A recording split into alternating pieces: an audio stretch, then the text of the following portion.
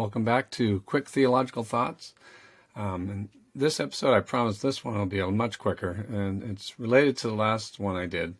I want to talk about loving relationships. And with the issue of homosexuality, the question comes up, what about loving homosexual relationships? We know about Sodom and Gomorrah, but those weren't loving homosexual relationships. That was about rape.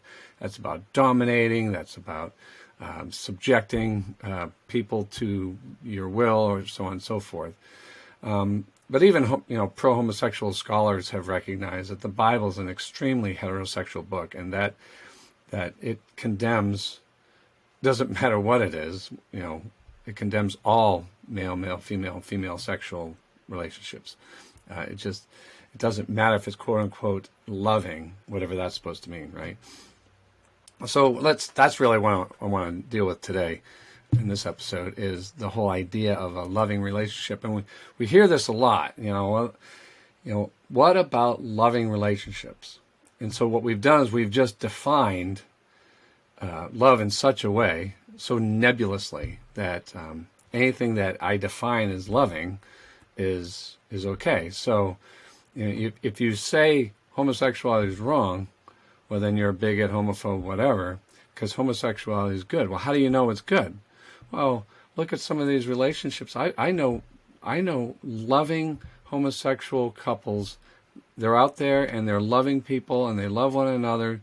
You can't tell me that that's sin. Well, what you've done is you've just redefined sin. You just said that the thing that's in question is good. How do you know it's good? Well, because you've seen what? By what standard? And so what we've done is we've separated love from any grounding. And I hear this a lot, and you hear this from Matthew 22. And they asked Jesus, "Teacher, which is the greatest commandment in the law?" And Jesus replied, "Love the Lord your God with all your heart, with all your soul, and with all your mind. This is the first and greatest commandment, and the second is like it. Love your neighbor as yourself. All the law and the prophets hang on these two commandments." And so what we do is, for some reason, we distinguish loving the Lord your God and loving yourself, and we make a distinction from the rest of the law, as if the two really are separate things, right? If I just be loving, then I'll fulfill the law, which, and then once again, becomes nebulous. But the question is asked, "Teacher, which is the greatest commandment?" Notice the word commandment, the law, in the law. Which is the greatest commandment in the law? And Jesus responds by saying, "Love the Lord your God and yourself," because the whole law is wrapped up in that commandment, in that law. We tend to think love is something distinct from law. I remember having a discussion with a young lady, and we were talking about the male suitors that were trying to seek her out, right? They wanted to perhaps date her and court her and perhaps maybe one day even marry her. And so she's like, "How do I know if these guys actually love me?" Well, my response was, if they do not law you, then they do not love you, because love and law are tied together. And here's how I'm going to, this is where I'm challenging the whole thing, is right here. And this is from Deuteronomy chapter 6. And this is what Jesus is actually referencing, right? Jesus isn't making up something new. Jesus is referencing the Old Testament law and explaining it. And so we can't separate Jesus' teaching from the Old Testament. This is Deuteronomy 6, verse 1. "These are the commands, decrees, and laws the Lord your God directed me to teach you," that's Moses teaching the people, "to observe in the land that you are crossing the Jordan to possess, so that you, your children, and their children after them may fear the Lord your God as long as you live, by keeping all his decrees and commands that I give you." So here's this body of law that Moses is giving. And for what? So that you may enjoy long life. That they have a relationship with God, they enjoy long life. There's benefits to obeying God's law. "Hear, Israel, and be careful to obey, so that it may go well with you, and that you may increase greatly in the land that is flowing with milk and honey, just as the Lord, the God of your ancestors, promised you. So we have these commands. Commands are related to healthy, long life as a whole, right? Verse 4, the Shema. Hear, O Israel, the Lord our God, the Lord is one. Love the Lord your God with all your heart and with all your soul and with all your strength.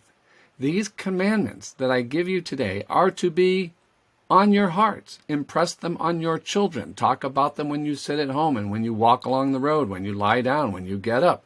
Tie them as symbols on your hands and bind them on your foreheads. Write them on the doorframes of your houses and on your gates.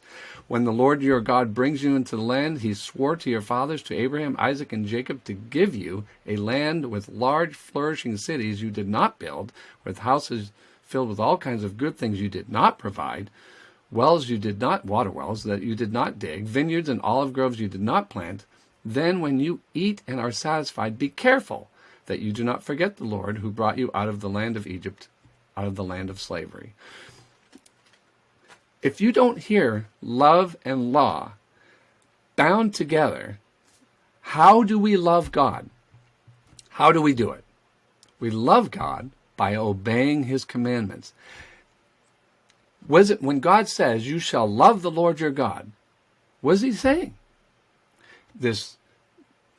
We've defined love today in such a nebulous way, it's meaningless. But we intuitively know that there's something we do, right? Well, what is it we're doing?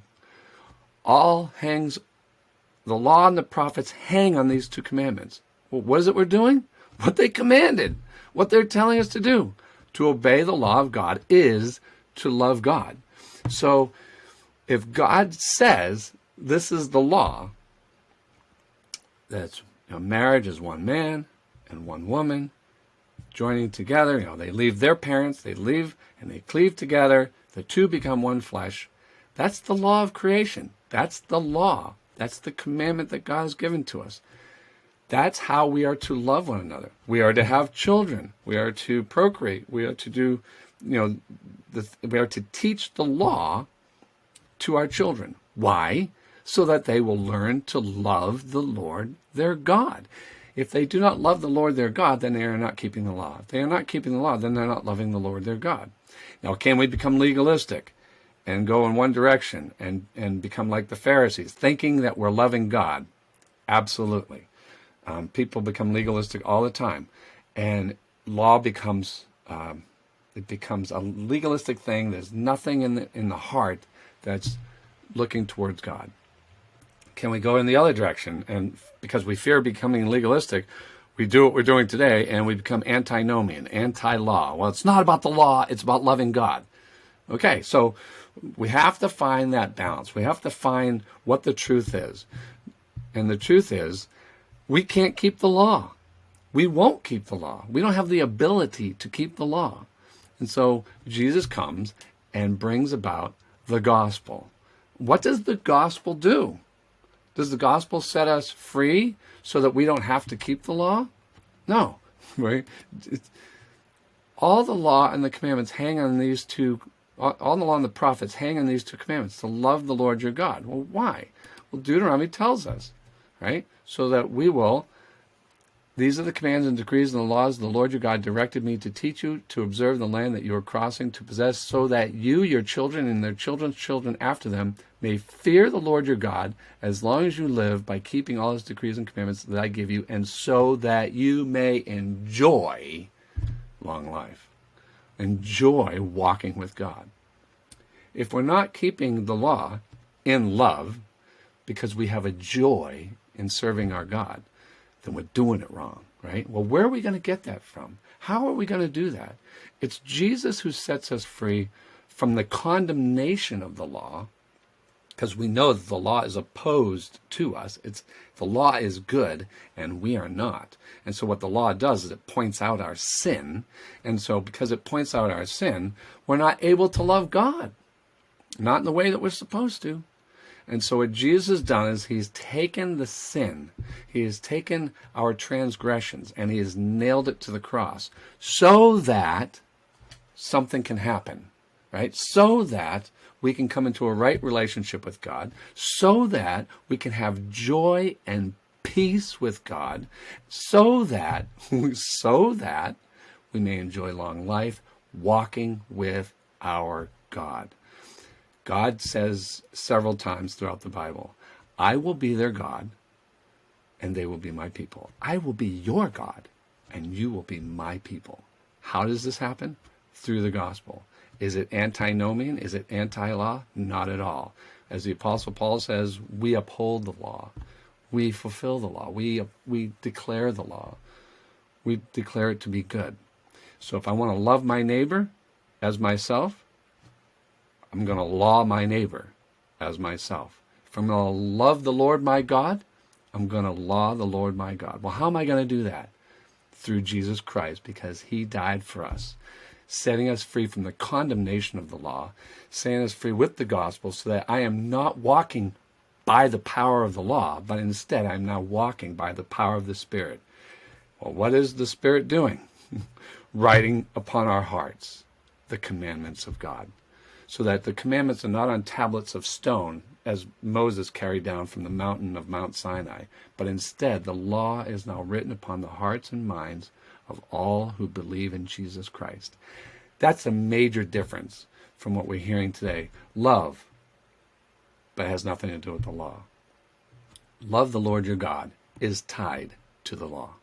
And those are my thoughts for today. So thanks for listening and watching. God bless and be good.